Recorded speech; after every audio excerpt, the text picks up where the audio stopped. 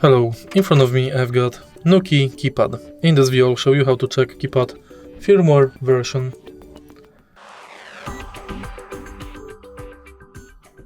To check keypad firmware version, let's go to NUKI app and go to Settings and Keypad.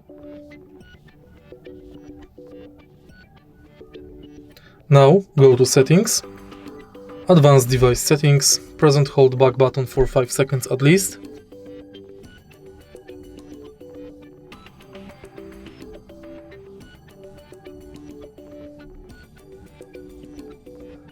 Enter your security code. Go to Firmware Update. And here you can check firmware version and update if available.